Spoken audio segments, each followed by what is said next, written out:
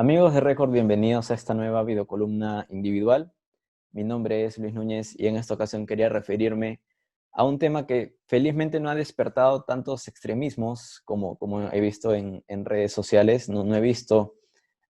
tantos comentarios lapidarios, alguno que otro nunca falta, pero creo que el consenso va por un análisis más mesurado, un poco más tranquilo, ¿no? Entonces, quería también aprovechar este espacio para referirme a la figura de Juan Pablo Varillas en su regreso a las competencias oficiales, en su regreso al circuito ATP, tras muchos meses de inactividad, eh, una abrupta interrupción, lamentable por supuesto a causa de la pandemia del COVID-19, y que ha tenido a Varillas regresando a las canchas de manera oficial, como ya lo decía, este mes justamente, en dos torneos desarrollados en Francia. En el Open du Pays d'Aix, primero en el Challenger en el primer Challenger que ha disputado, y luego en la etapa de clasificación del Roland Garros, que también se disputa en Francia, y que también tuvo una derrota de Varillas en su debut. Vamos a analizar un poco, más allá del resultado, exponer un poco también el contexto que han tenido los rivales de Varillas, no tanto de manera para excusar estas derrotas de Varillas, pero sí viene bien traer estos contextos, valga la redundancia, estos contextos a la conversación, para tenerlos en cuenta, porque es muy importante la realidad que tuvo Varillas y sus dos rivales. Así que, para comenzar, obviamente refiriéndonos al primer torneo que disputó Varillas antes de la pandemia,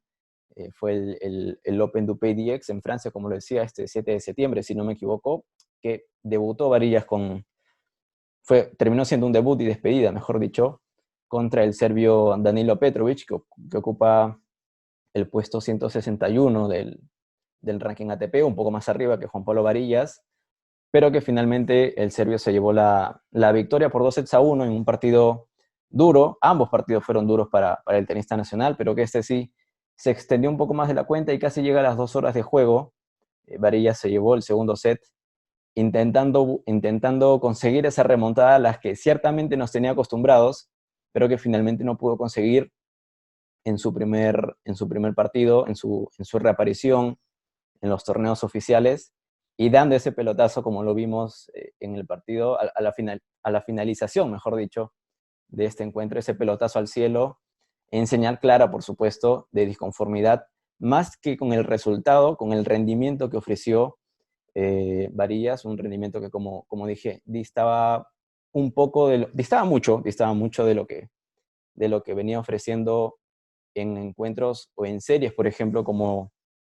la última que disputó, liderando ese triunfo peruano en Copa Davis ante Suiza, primero venciendo a Sandro Esrat y luego en esta victoria por 2-1 ante Henry Laxon en el segundo día de partidos, unas jornadas emocionantes para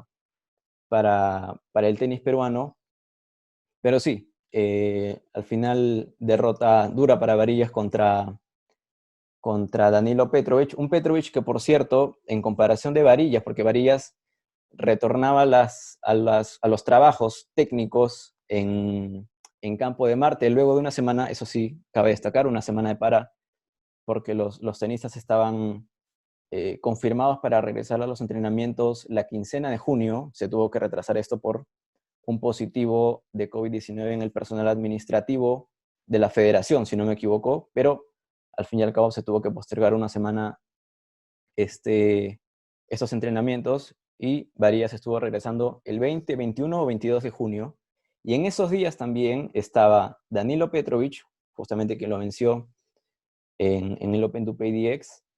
Estaba venciendo Danilo Petrovic en su debut del Adria Tour, un torneo que organizó, mejor dicho,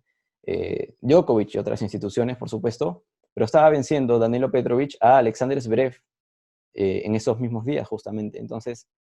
habla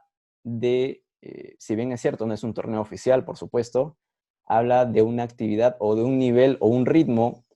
completamente distinto al que venía teniendo Varillas, que venía de trabajar en su casa por 3 meses, que incluso él mismo decía que se había comprado una caminadora o que le había llegado una caminadora para justamente poder trabajar de mejor ese aspecto físico, pero que Petrovic ya estaba venciendo a los mejores del mundo en este torneo que en su momento también despertó polémicas por quizás, no sé si saltarse las normas, porque ciertamente se permitió eso en plena pandemia mundial por el COVID-19, en nulo distanciamiento social, por la presencia de gente en las gradas. Hubo una fiesta al final del torneo en la que los tenistas también acudieron y que terminó, si no me equivoco, con un positivo en Djokovic, entre otras tantas personas, por supuesto. Pero en fin, al margen de la polémica de ese torneo, tenía a Petrovic con un nivel de actividad considerable, midiéndose a los mejores del mundo, y a Varillas, que recién estaba retomando los trabajos con raqueta en campo de Marte. Entonces, claro, no es por excusar, como decía al inicio de esta videocolumna, pero viene bien traer estos contextos muy distintos que han tenido estos tenistas y que al final creo yo que influye mucho y se vio en el campo, ¿no? Eh, Semanas después, bueno, mejor dicho, este lunes ha participado Varillas en el segundo Grand Slam de su carrera, en la etapa de clasificación del Roland Garros, el tercer Grand Slam del año por la postergación de Wimbledon, y que también tuvo una derrota del tenista nacional en primera fase ante el canadiense Bryden Schnur, que también ocupa un puesto, o que se ocupa en puestos más altos, o más bajos, mejor dicho, que Varillas, en el 182. Entonces, y ese partido fue un poco más duro para Varillas, porque termina 2-0, un 6-1, 6-4, si no me equivoco, un tanto ya más difícil, un poco más lapidario para Varillas en poco más de una hora de juego, y que claro, el bajo porcentaje en los saques, si no me equivoco, Varillas no llegó a quebrar en ningún momento el saque de su rival. Todo eso se traduce en este resultado, todo eso se puede ver en un resultado que Varillas, el primero, no está conforme con su rendimiento, pero que, por ejemplo, este canadiense, Schnur, ya tenía actividad también desde antes, incluso desde antes de junio. Al menos él ha podido entrenar, viendo sus redes sociales, desde mayo como mínimo, en canchas de tenis, es cierto, en cemento, en pista dura, pero claramente no se desfamiliarizó tanto, vamos a inventar esta palabra, no se desfamiliarizó tanto de la raqueta y la pelota como sí pudo, como sí tuvo que hacer Varillas aquí en Perú, porque se encontraba en Perú al momento de iniciar la cuarentena. Entonces, habla de otro contexto. Schnur también llegó con un encuentro más, con un torneo más en la espalda que Varillas, llegaba con 2 torneos, es cierto, descalificación, pero venía con más rodaje competitivo y eso también se traduce en el campo, ¿no? Entonces, creo que venía bien exponerlo en esta videocolumna. No estamos diciendo, es un poco injusto también medir el nivel actual de Varillas solamente por 2 partidos. Ciertamente sorprende ver a Varillas perder 2 encuentros seguidos, sin considerar todo este contexto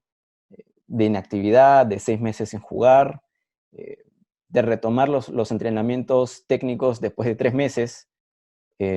Pero ciertamente, si uno ve el papel y dice que Juan Pablo Varillas quedó eliminado en 2 torneos,